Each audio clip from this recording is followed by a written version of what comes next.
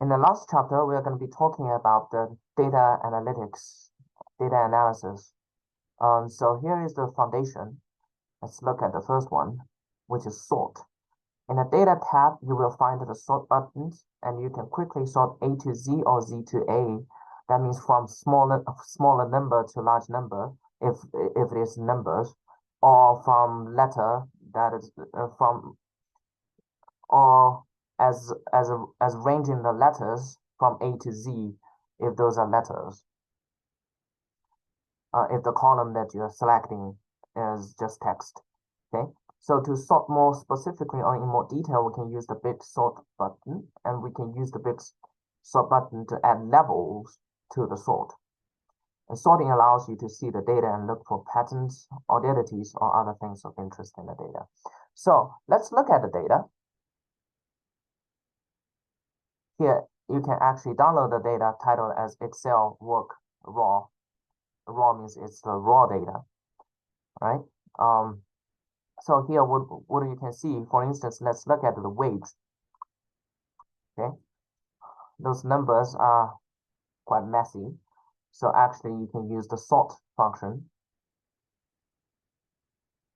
to let the data to go from low to larger.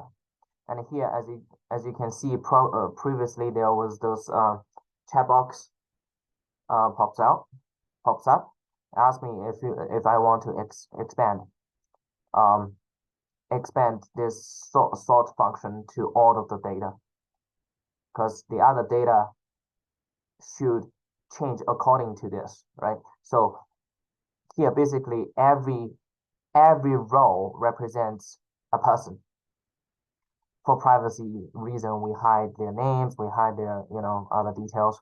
But that's a person or an observation, right? And here we are ranging those person based on their wage and other functions, other characteristics of this person should be in the same row to follow. Therefore, the Excel automatically expand this sorting to the entirety of all data sets.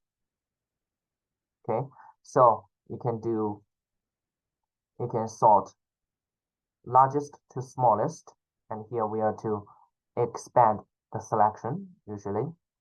And now it's from the highest wage gradually to the lowest wage. And also you can customize it. Okay.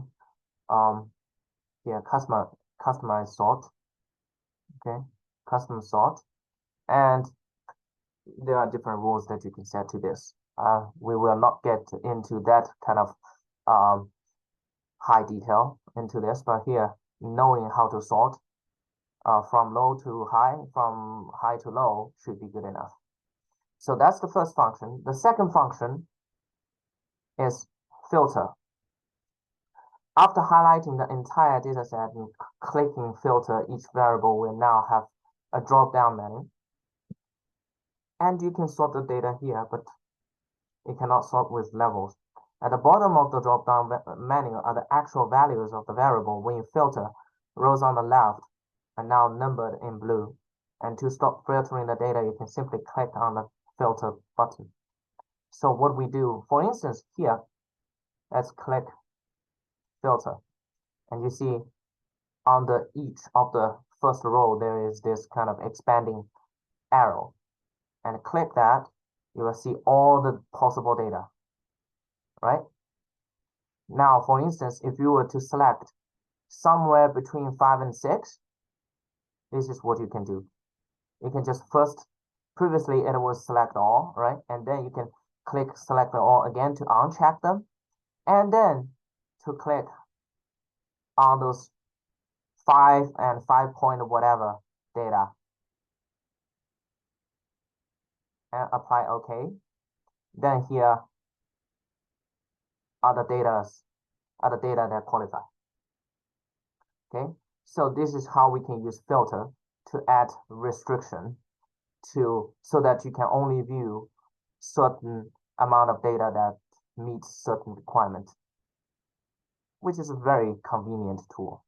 For instance, if I were to manage people's grade, right? I may calculate a grade based on 100 for overall grade for the entire class. Then I can filter, right? Arrange so as to have, oh, those people who have credit, who have total grades, say above 92, they should be granted an A, right? And then I can apply A to those with 92 and above by whatever that I selected in my filter function, and then automatically grant A to those people, right? So here what you can do is you can create another column, okay? Call it say between 5 and 6, and here those people are those who qualifies to 5 and 6, right?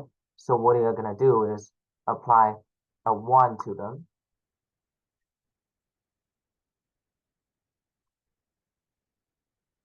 right? So that's weight between 5 and 6. And then you can uncheck the filter,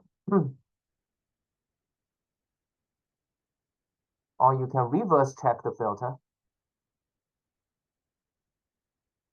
Just uncheck the filter. Everything else should be applied with 0, meaning that the wage is out of this range, right? So it's 0, and then we just drag it all the way down to apply to all entries, all observations. Here, see this one whose wage is only 0.53 is still outside of this range, right? So here we can actually create this little binary function, right? To show whether your data is between 0 and 1, it is between 5 and 6, whether your data qualifies to that, okay?